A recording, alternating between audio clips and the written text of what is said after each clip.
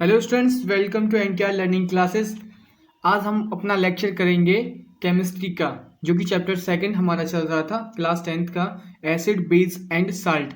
इसमें ये सारे टॉपिक हमने कवर कर लिए थे। Properties of acid, what do all acids have a common, ये स्ट्रॉन्ग एसिड, वीक एसिड्स, ये सारे टॉपिक बेस एंड एसिड्स के हमने कवर कर लिए थे। इसके बाद हमने कवर किया था अपना पीएच स्केल अपने लेक्चर में। उसके बाद साल्ट के भी कुछ टॉपिक जैसे common salt, sodium hydro oxide, caustic soda जिसे बोलते हैं, वो भी हमने कवर कर लिया था स्टूडेंट। अब हमारी जो इस लेक्चर में कवर होगा वो है हमारा वॉशिंग सोडा।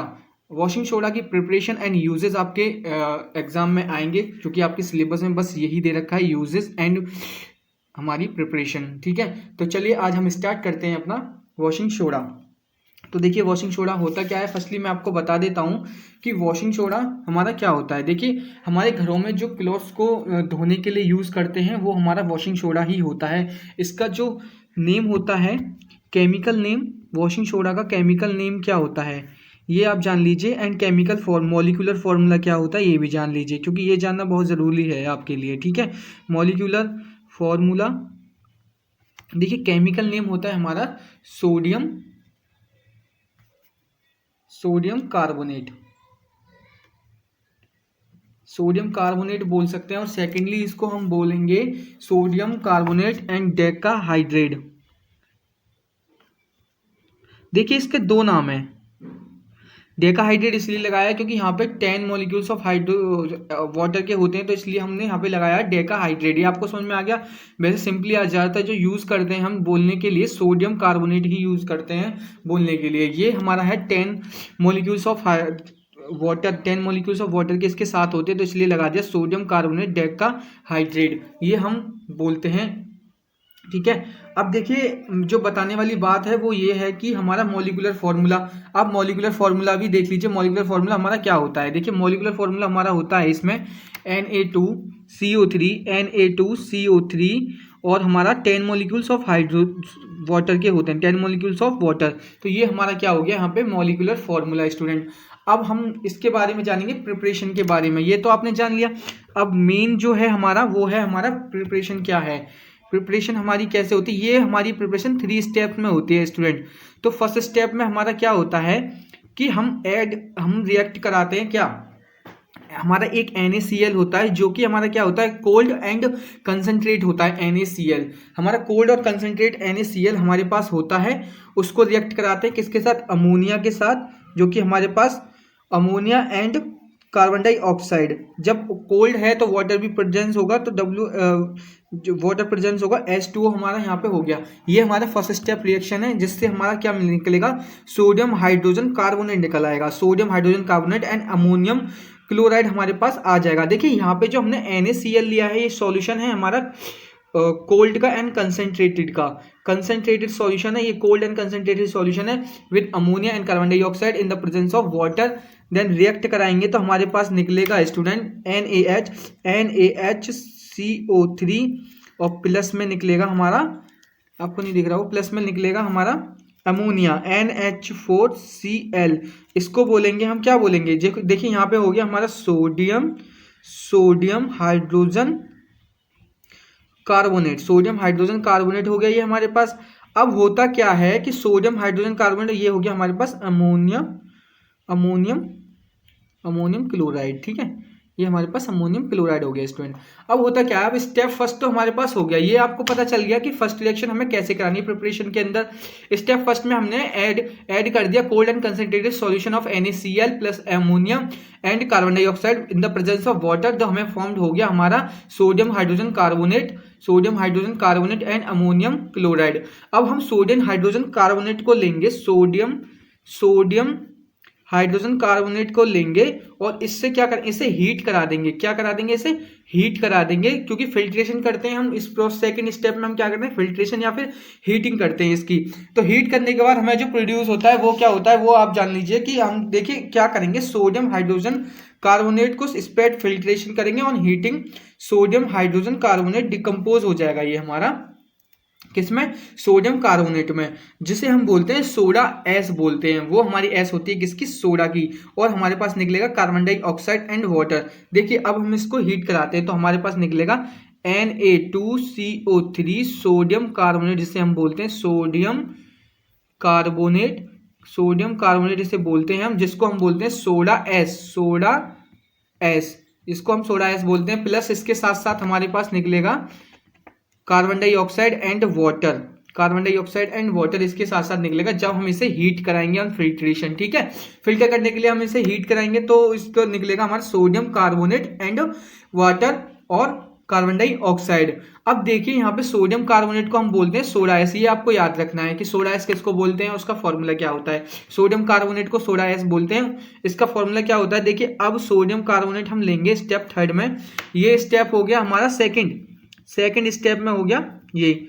अब स्टेप थर्ड हो गया, स्टेप थर्ड में हम क्या करेंगे स्टूडेंट, देखिए Na2CO3 को लेंगे और इसको 10 मॉलिक्यूल्स ऑफ वाटर से हम इसको रिएक्ट करा देंगे तो हमारे पास निकल के आएगा Na2CO3 10H2O। यही हमारा क्या होता है सोडियम, ये होता है हमारा सोडियम कार्बोनेट डेकाहाइड्रेट। ये हमारा हो गया सॉल्यूशन जिसे हम बोलते हैं वॉशिंग सोडा। ये आपको हो गया, हमारा प्रिपरेशन होगी इसकी वॉशिंग सोडा की 3 स्टेप में। ठीक है, अब इसके यूजेस आपको पता होनी चाहिए। देखिए फर्स्टली हम पढ़ लेते हैं जो हमने जो नोट्स बनाए, आपको पीडीएफ मिल जाएगी नोट्स की। अगर आप चाहें तो आप बस कमेंट करना है, आपकी पीडीएफ आपको मिल जाएगी। ठीक है, देखिए क्या है कि वॉशिंग सोडा है हमारे पास। वॉशिंग सोडा देखिए इसको आप रीड कर लेते हैं। Washing soda is a sodium carbonate containing 10 molecules of water. Sodium carbonate होता है हमारा वॉशिंग सोडा जो कि कंटेन करता है 10 मॉलिक्यूल्स ऑफ वाटर के 10 molecules of a crystallization sodium carbonate decahydrate. देखिए इसको बोल सकते हैं सोडियम कार्बोनेट डेकाहाइड्रेट जब 10 मॉलिक्यूल्स ऑफ वाटर को कंटेन कर लेता है वो।